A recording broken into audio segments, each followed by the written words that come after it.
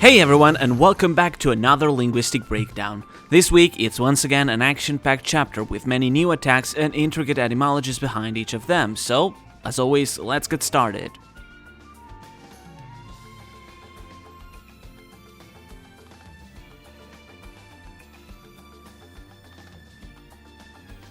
Before we begin though, very quickly, on the cover page, Lucci is holding a bag with the writing Hato on it.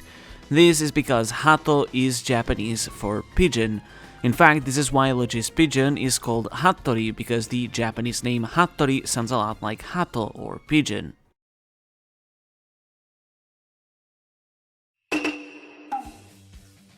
Our first attack is Kaido's attack, where he creates several cutting gales, which Denjiro compared to the Kamaitachi, a Japanese mythological phenomenon caused by weasel-like yokai. The attack itself, however, is named in this chapter, being an attack called Kaihu, which translates to destructive wind. I'm not sure if it is intentional, but this could also potentially be a pun, as Kaifu can also refer to a light sea breeze. We then get 3 attacks in succession from each of the members of the Worst Trio, first being Luffy with a Gomu Gomu no Kong rifle. This is a Kong version of Gomu Gomu no rifle, with the kanji reading being a combination of the kanji from both attacks, reading as Monkey King Rotating Bullet, referring to how a bullet inside a rifle rotates to give it more piercing power, just like how Luffy rotates his arm in this attack. The same applies to Luffy's attack at the end of the chapter, Gomu Gomu no Kong Gatling, which reads as Monkey King Gun Battering. Kid follows up by grabbing Kaido and slamming him down with an attack he calls Slam Gibson. As we previously mentioned, his previous attack, Punk Gibson, is a reference to a type of guitar, the Gibson brand of guitars used by punk artists. However, in this case, Slam Gibson refers to how some punk artists would often slam down their guitars after a concert, with Kid doing the same and slamming Kaido down like he's a guitar. The kanji reading reads as Destroying Strings. Law then closes off the combo by using Gamma Knife, the same move he used against Doflamingo. The clever thing here is that Gamma Knife is an attack that references the Gamma Knife, a type of radiation therapy that uses gamma rays to operate inside the human body. In that regard, while Kaido's skin can't be penetrated by normal attacks, Gamma Knife still works because rays are able to go through the skin without cutting it, allowing Law to harm Kaido's insides. Killer then follows up with a very odd attack called Kama Sonic, where his scythes appear to become gigantic and cut through Kaido. However, the etymology might explain to us how this attack exactly works. The kanji reads as Scythe Shadow Sound Attack, indicating that Killer might be spinning his blades so fast that they create a sonic wave which manages to pierce through Kaido, with the giant scythes being an illusion to show that effect, as indicated by how blurry they look.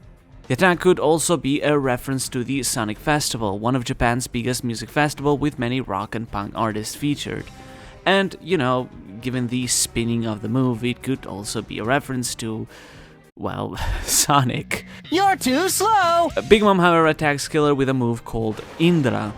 This is a reference to the Hindu god of lightning and heavens, Indra, also a reference to all of Big Mom's moves that start with the word heavenly. The kanji reading reads as Majestic Drum, as in a thunder drum, but it could be a pun, since reading drum in English katakana makes the kanji reading sound very similar to Indra, matching the phonetic reading. Luffy saves Killer with Gomu Gomu no Rhino Schneider, which, following the pattern of Luffy's attacks being named after firearms, is a reference to the Schneider howitzer cannons. The kanji fittingly reads as Rhinoceros Howitzer. As per tradition, Zoro also calls Trafalgar Torao, the nickname that Luffy always uses with him, which translates to Track Guy, though it could also potentially be read as Tiger Guy, since Tora from Trafalgar is the same spelling as Tiger, so maybe Luffy just makes that association and sees him as the Tiger Guy, because his name just sounds like that. Moving on, Kaido's attack, Bolo Breath, could be a reference to the Latin American term bolo, which means to be drunk, making this attack translate as drunk breath, which is fitting since Kaido is usually often drunk, especially when we first saw this attack.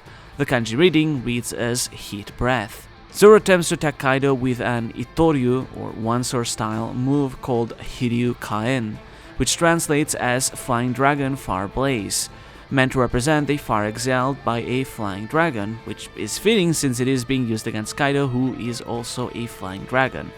However, the reference in this move goes way deeper, as Zoro first used it to defeat zombie Ryuma back in Thriller Bark. This, in turn, was a reference to Monsters, the one-shot that Oda wrote prior to One Piece about Ryuma's past, where he cut down a giant dragon. So Zoro defeating him with a move named after a dragon was almost like that dragon coming back to defeat Ryuma.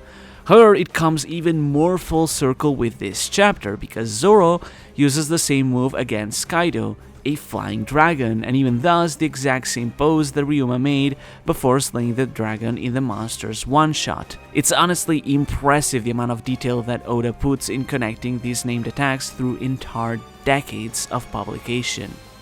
Big Mom then follows up with an attack called Tenman Daijizai Tenjin, which translates as heaven encompassing, as in it covers all of the heavens, free roaming, as in the thunders are able to move freely because the specific thunderbolts are homies, so they're able to move on their own volition, and a heavenly god, making it heaven-encompassing, free-roaming heavenly god. Though, to be precise, the heavenly god, the Tenjin, refers to a specific deity from Japanese mythology. This use of heavenly, once again, is a reference to her heavenly series of attacks. Kid comments on how this attack shows that Big Mom is a natural disaster. However, this is actually another pun, because in Japanese, natural disaster is written as Tensai, or heavenly disaster, referring to Big Mom's heavenly series of attacks. However, when Luffy is attacked by thunder, he comes out unscathed. When Big Mom is confused with this, not being aware about the fact that rubber does not conduct electricity, Luffy simply replies with "Gomu dakara," or "because I'm rubber."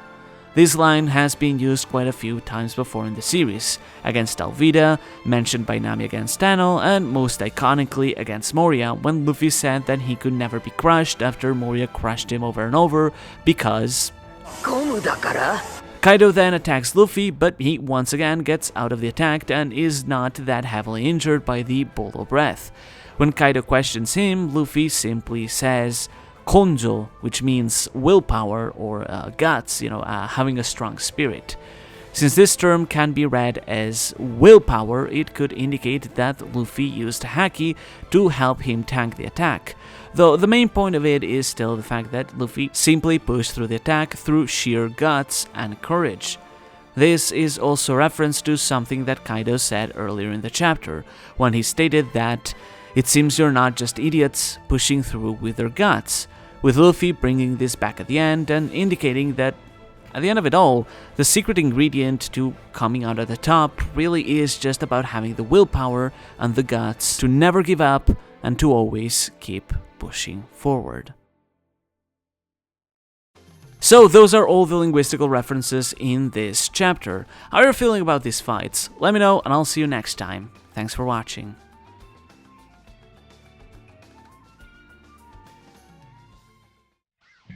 You're too slow!